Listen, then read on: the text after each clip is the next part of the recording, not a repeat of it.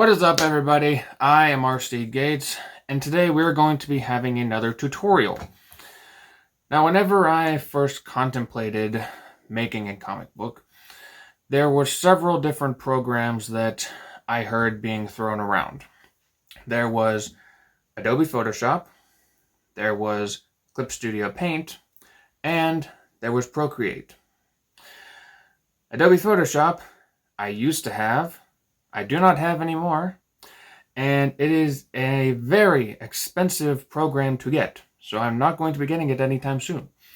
Clip Studio Paint, I had from back whenever it was Manga Studio, and I haven't used it, so I can't really say anything on that.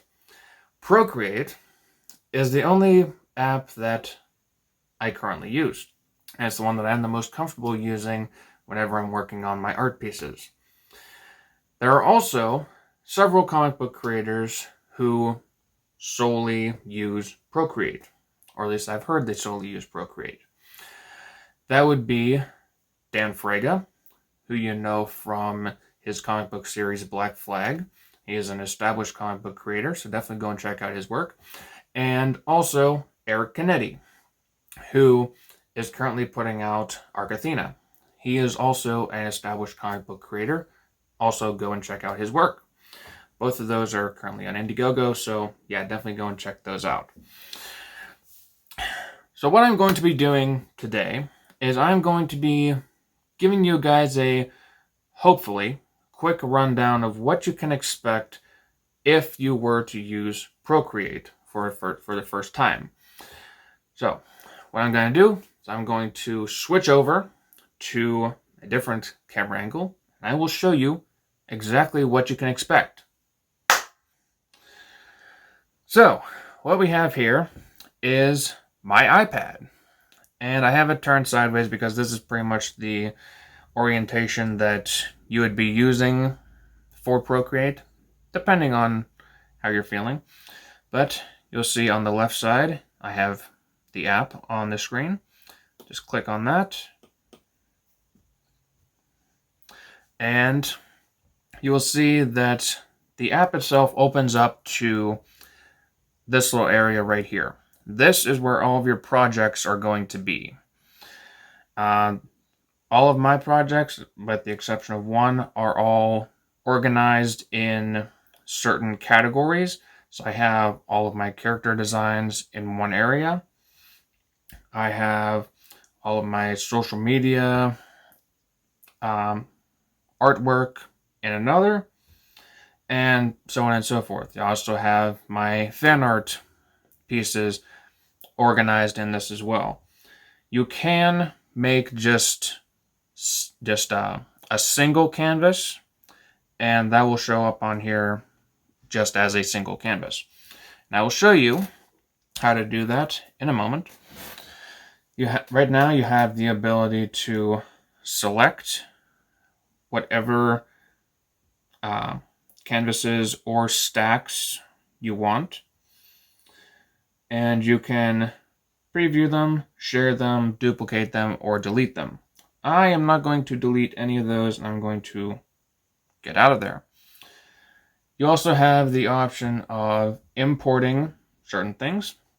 This can go back to your iCloud, or possibly even like a Dropbox account, or it can also be anything that's currently on your iPad. And you can import that directly into Procreate. You can also decide to take a picture. And if you wanted to, you could pull that directly from your photo albums. Now, this is all like reference pictures or art pieces that I have done previously. And if I wanted to, I could pull those directly into the program itself. But right now, I'm not going to really worry about doing that at the moment.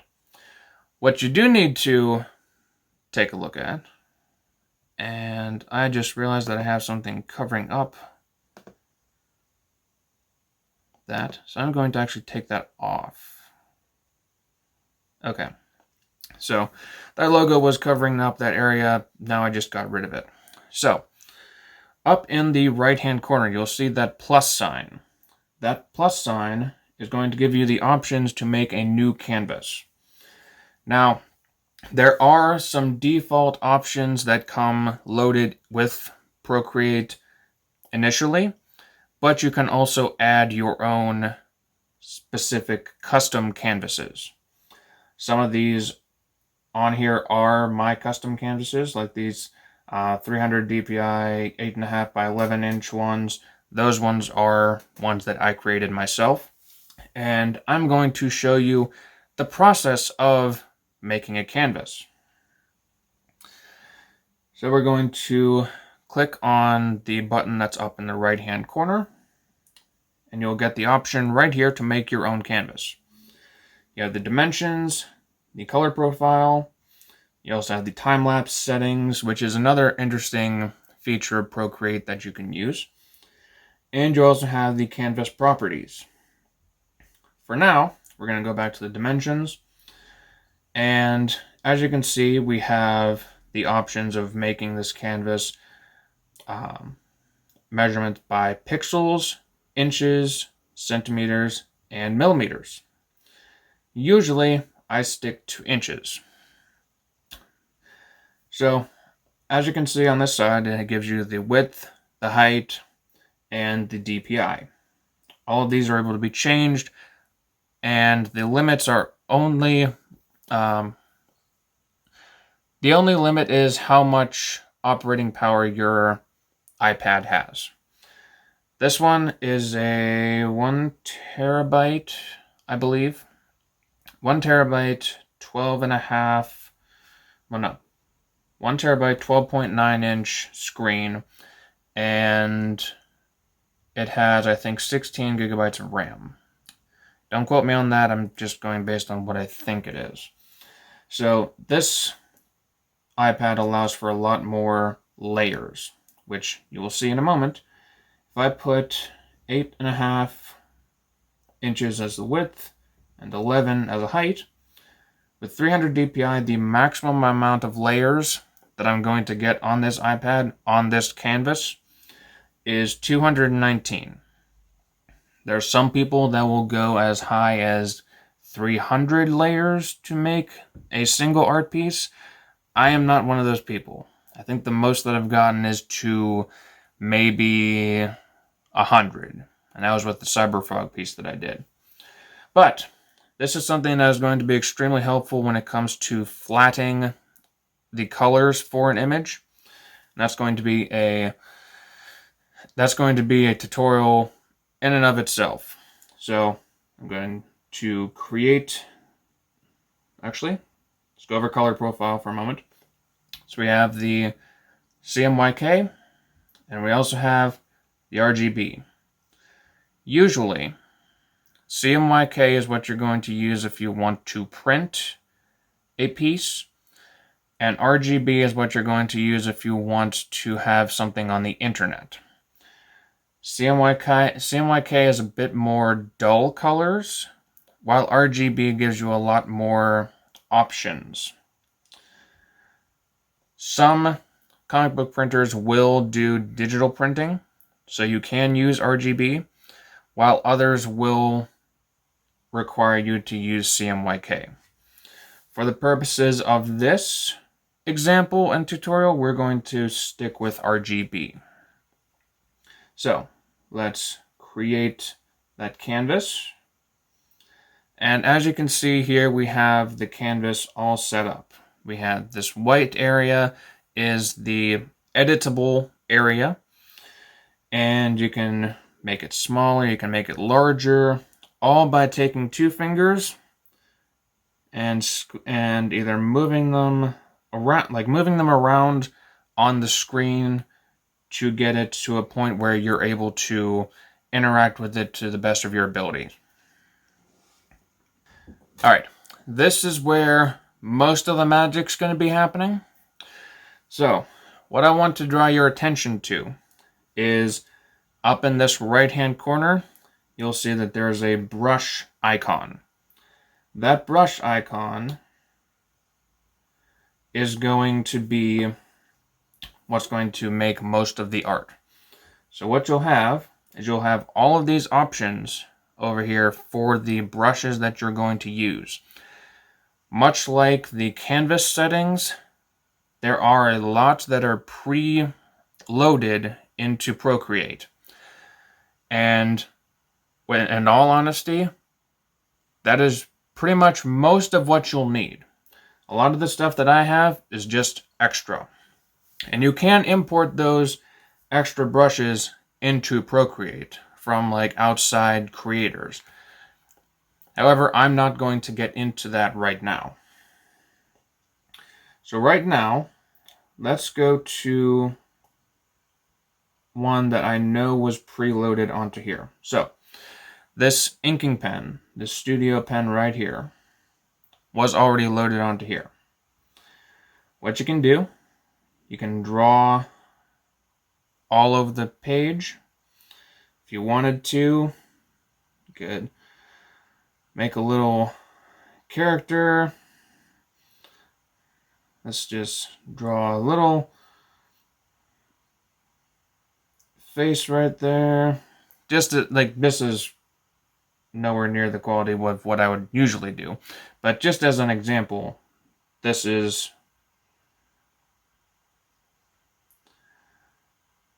just a quick rundown of something that could be done on here. And just me fidgeting around with my fingers. Now, when you want to change up a brush, say maybe make it larger, you'll go over to the left side of your screen.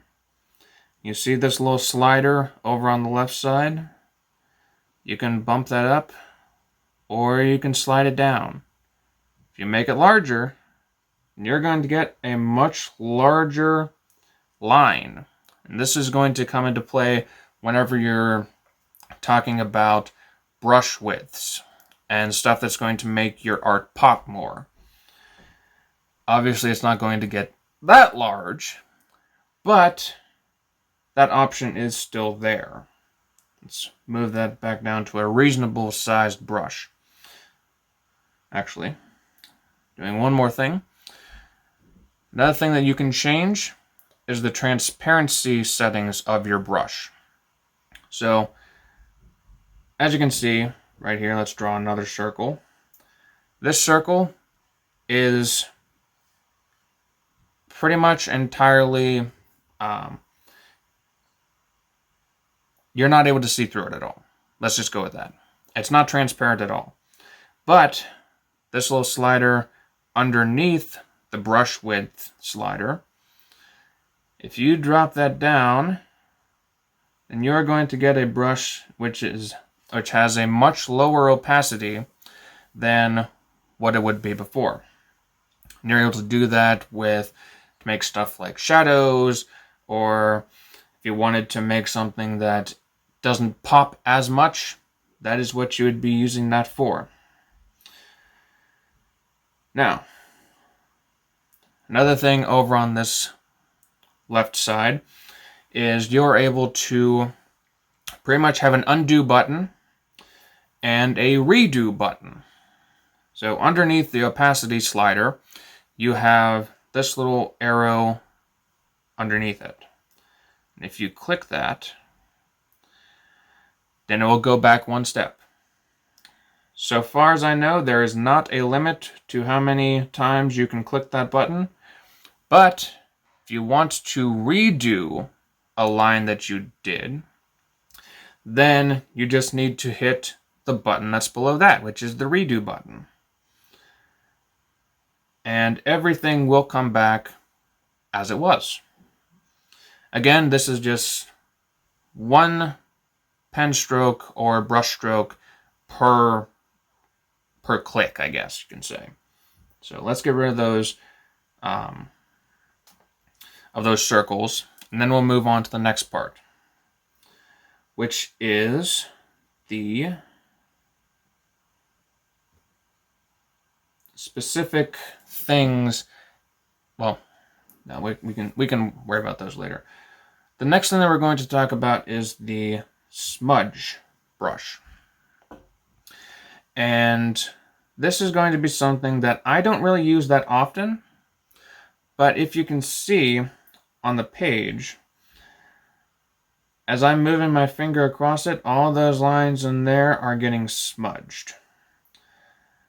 And with that being shown, you can see why I don't really use this that much. It's much more of a specialty command, and it doesn't really have a place in making comics unless you have a very specific and niche style. So I'm going to undo all of that because that just makes it look like garbage. But the option is there to use any sort of brush that you have in your brush library. The brush library carries over from the brush command key to the smudge command key and also to the eraser command key. The eraser pretty much does exactly what a regular eraser does. It just gets rid of the lines that are already on there. Like I said, it does what an eraser does. And all of those brushes are there as an option. The next most important part of this screen is the layers panel. The layers are going to show you what exactly is on a layer, what colors are on a layer, and it will also control what stuff you are going to use for flatting as well. Most of the time you'll have the same colors on a certain layer, and you'll be able to use those to add certain things to an art piece or a comic page or something like that. This will get much more important whenever it comes down to actually making a piece of art.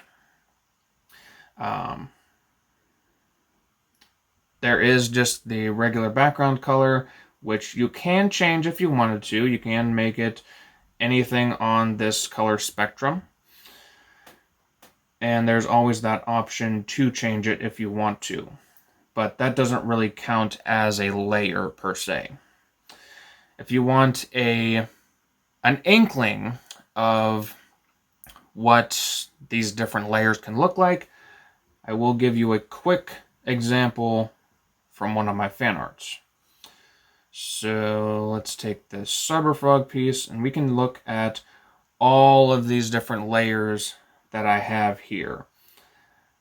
There is a lot of them because there is a lot of different colors and a lot of different highlights and a lot of different shadows. All of these layers are being utilized for something. So, if you want something that's going to be a very detailed piece of work, you're going to have a lot of layers most likely, unless you condense them. So, taking a look at the layers, you have the option of hiding the layers, or you also have the option, I'm going to make this as an example. So this is all in one layer. Take a look at the circle that's up there right now. You have the option of changing the opacity of that layer.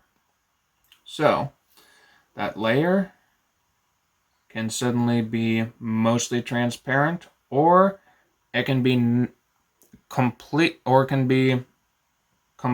opaque. You also have all these options for color on the screen, or for that layer, I should say. Most of the time you'll just go with normal because that's what the base layer would most likely be. But you have all these options here that can change how that layer is going to look.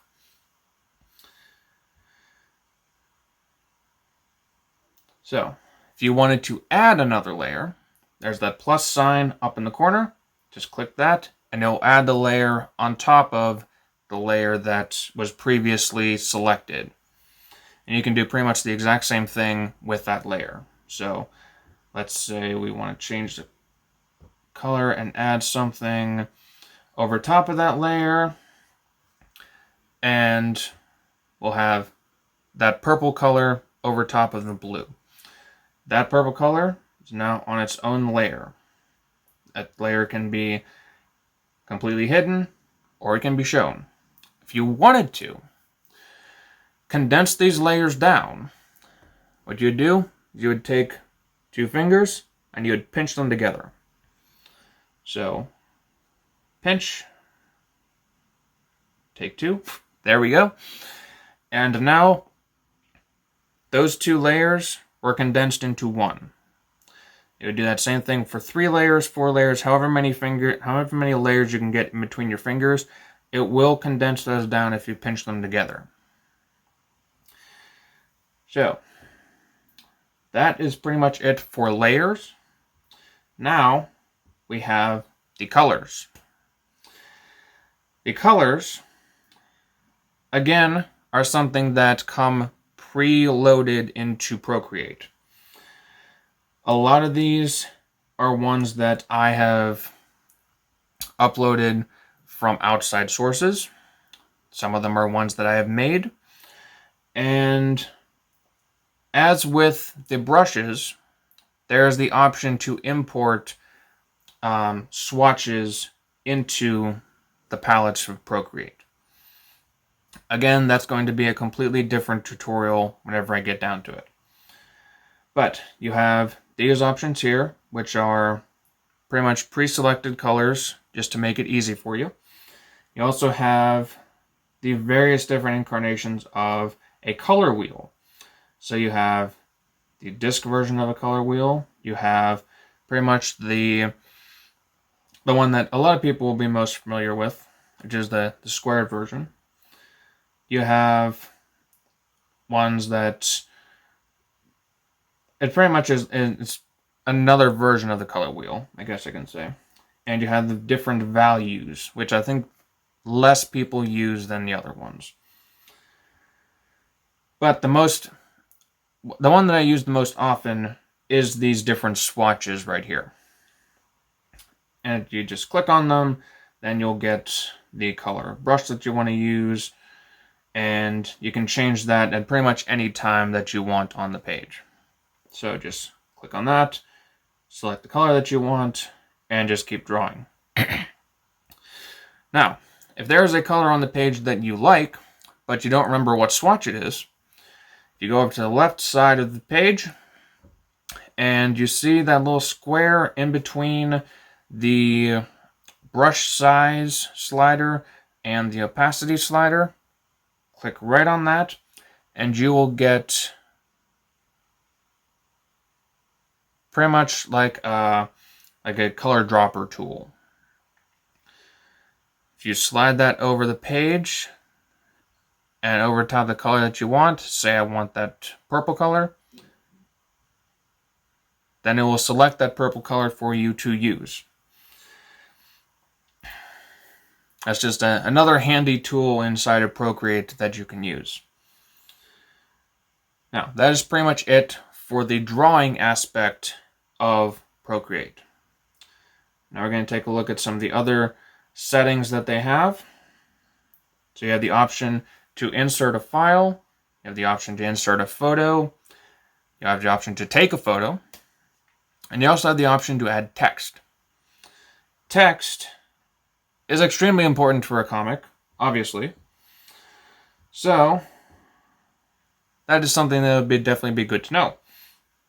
Now, whenever you click Add Text, it automatically adds it to a separate layer, and you have the text pop up on the screen. You can pretty much type out whatever you want to type. So let's say comics are great. Well, that's new. All right, comics are great. And we can move that all around the page, wherever we want it to be. But if we want to change that text, what we can do Just double tap it, select whatever text you want to use, and then click on this little box up here. If you want to left align it, right align it, center align it, all those options are there. You can even change the font that you're using for this.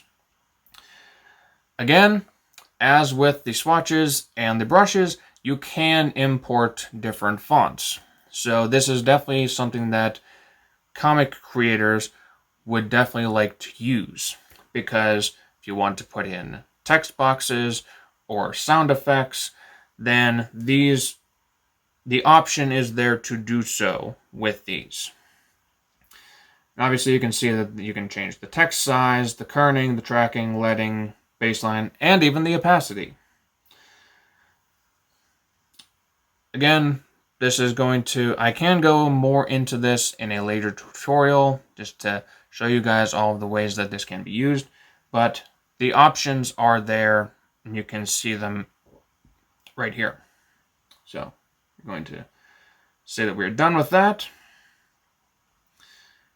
Go to the canvas. You can crop and resize the canvas. There's animation assist, which I don't really use. Page assist, which again, I don't really use. There's also a drawing guide, which, if you want to make something that really depends on the accuracy of the sizing, and this is going to really help. Because with that, you also get the edit drawing guide. So if you want the 2D grid, you can have that. If you want an isometric grid, you can have that as well. If you want perspective, which a lot of people, especially artists, struggle with, then you can have that as well. As you can see, that there's nothing that's showing up on the screen right now. But if you take a look up at the top here, it says tap to create a vanishing point. So if I wanted to create a building, tap on one side, tap on the other, and you have 2-point perspective, which, if you're drawing buildings or cities, you're definitely going to need. If you want to add more detail to said building, tap again, and you get 3-point perspective. So say your character is looking up at a skyscraper. You're going to need 3-point perspective, and Procreate is going to help you do that. If you wanted to also, you can have symmetry. That's pretty much if you draw on one side of the screen, then the same thing is going to show up on the other side of the screen in perfect symmetry. So we can cancel out of that, and we can turn off the drawing guide. What we can also do is we can also flip the canvas horizontally or vertically as well. You can also get the canvas information.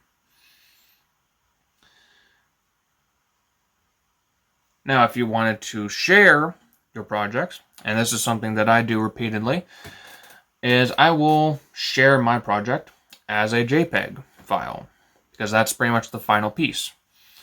The option is there, though, for you to share it as a Procreate file, as a PSD file, which Photoshop most often uses, and as a PDF, a JPEG, a PNG, or a TIFF file. You also have the option of sharing layers as well. I have not used that. You also have the option to export a time-lapse video. So you'll have the time-lapse replay, and you have the time-lapse recording. For mine, it's pretty much always turned on. You have the option of exporting the time-lapse video. Normally, if this was a longer art piece, then the 30 seconds option would be highlighted as well. But you have the option of full length or 30 seconds. Then you have the preferences, which is pretty much all up to you. You have the light interface, right hand interface, brush cursor, dynamic brush scaling, project canvas. All of that sort of stuff is all up to you if you want to change it. And then you have the help button, as most programs do. Then you have the adjustments as well. You have hue, saturation, and balance, or hue, saturation, and brightness. You have color balance, curves, gradient map. Most of this stuff is something that you would take care of at the end of working on an art piece, and not work on it during the artistic process. But some people may be crazy. Who knows? But we also have the Gaussian blur, the motion blur, and perspective blur. All of those would blur your art piece or the layer that you currently have selected in certain ways. That will be much more apparent in a finished piece, not what I have on here. Then you also have noise, sharpen, bloom, glitch, halftone, chromatic, aberration, liquefy, and clone. All of which I have not used extensively. But that can be the subject of later videos. We also have the selection tool, which you have the options of automatic selection, which is pretty much like the magic wand tool in Photoshop, where if you click something and pretty much you click something and whatever is the same color in that same area is selected. Or you also have the freehand brush tool, which if you draw, say, a circle, everything inside that circle is now selected. You also have the rectangle or the ellipse, which if you draw a rectangle or an ellipse, then everything in that rectangle or ellipse is selected. Now, we also have the selection tool. Well, right now, since we're on the text layer, the text is selected. And with that selection tool, we can move stuff around. If we wanted to, we can go to layer 1, select everything on that, move that around, and you can also distort this stuff. Like, you can move it around with the freeform mode. If you want to change the size of something but don't want to change the proportions, then you can use the uniform mode. If you wanted to distort something, then you can use that mode. If you wanted to warp something, and this is probably the strangest out of all these modes, but it is quite helpful. You can change all of that with the warp function. You also have the option on the bottom of flipping this stuff, rotating it, fitting it to canvas, all sorts of stuff like that. I'm going to reset that for now. I'm going to unselect everything just by clicking that selection tool. Alright, so that is pretty much all that you can expect to see whenever you first open up Procreate. There is a lot of functions that the program has, and it is all quite helpful for artists such as myself. And seeing that industry professionals are using this program as well, it's certainly reassuring that this app is definitely good for artists and comic creators. I would definitely recommend checking it out. It is just a one-time purchase. It is very affordable. I think last time I checked it was like $10, and then you got all of this stuff. In the future, I will be uploading tutorials of how to import fonts, brushes, swatches, all sorts of stuff like that, just so I can help you guys sort of navigate your way through Procreate, because this is the program that I use most often. And especially with Photoshop being such an expensive program, because Adobe likes to throttle their customers with their subscription model. And